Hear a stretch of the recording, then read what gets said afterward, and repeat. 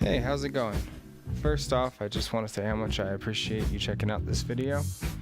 Today we're going to be checking out the TWSBI Eco, what makes it so great, why you should EDC one of these workhorse fountain pens, and also what went wrong with mine. Why did my pen explode?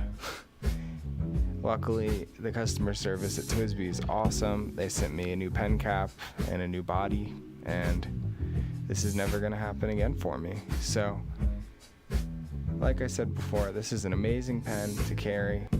It's a wonderful conversation starter. If you have this on your desk at work, people are going to say, "What is that? Is that a vape?" No, it's not a vape.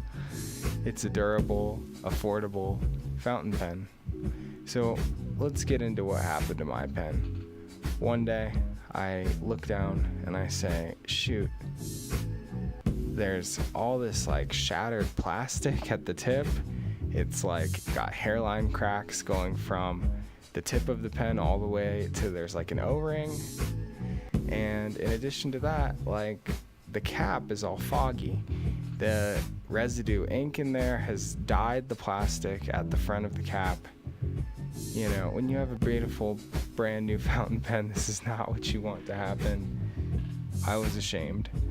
Had I dropped the pen? No. Had I cross-threaded it at any point? No. What could have happened? Is this a defective item? I didn't know.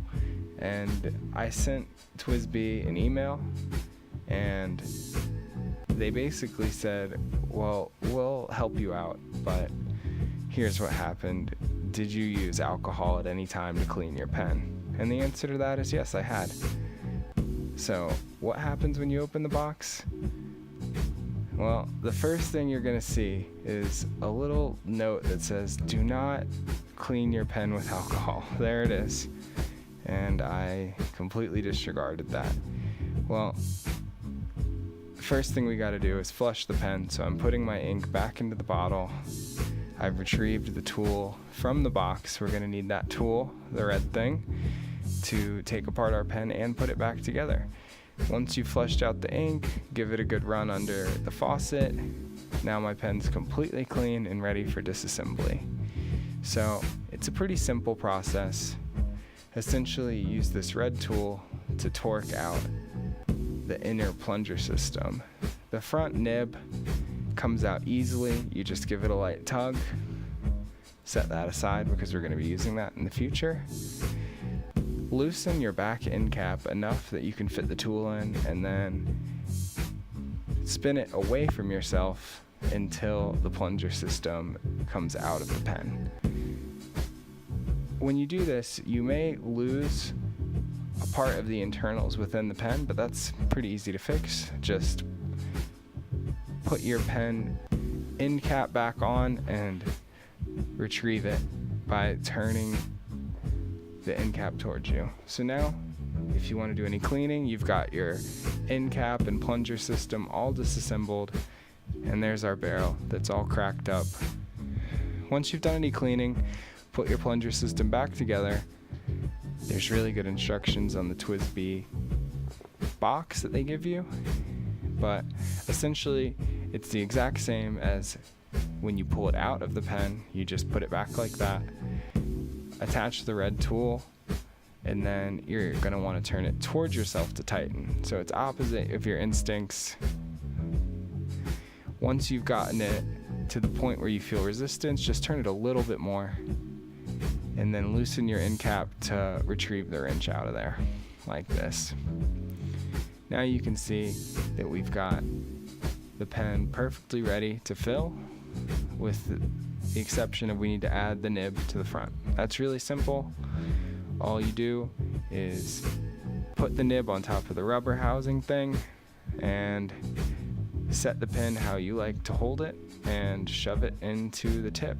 You'll feel kind of like a detent that kind of pops or clicks in place, and then your pen is good to go, ready to fill.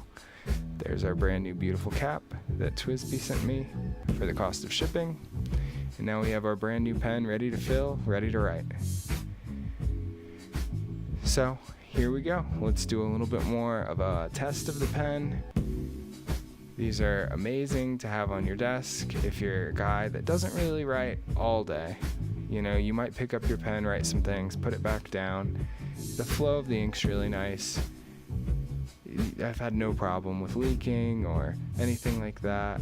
Once it's good to go, once it's flowing, you really get a consistent and very pleasing writing experience, I have to say. So these are the two thickest versions of the pen, the 1.1 millimeter and then the bold. So some of the factors that make this pen so great, in my opinion, are that it's extremely sturdy. As long as you're not soaking your cap or the tip of the pen in alcohol, you're going to be good to go for years. This thing is built like a tank, and the threading on the cap ensures that you're never going to have this pen leak into your bag. The ink capacity is huge, and it's easy to fill your pen with the plunger system. It's easy to clean if you want to change inks. When people see this pen, they're going to ask you, like, what is that? And that's kind of a cool thing. You can get people into the hobby of fountain pens. You know, people think like it's a stuffy thing, and there's nothing stuffy about this pen. It's plasticky, it's well made, but it doesn't look like some tortoiseshell vintage thing that people are afraid of or intimidated by. The cost is very low, and those are all wonderful things for getting people into fountain pens. I think they're a lot of fun. It's a great hobby, and beyond that, the customer service is great. Even if you do dunk your pen in alcohol and it explodes, for $5 they'll send you a new barrel. As you can see, there's just a little bit of printing through the paper. I love these thick nibs, but thank you so much for watching this video, and I hope you enjoyed it. Have a good day.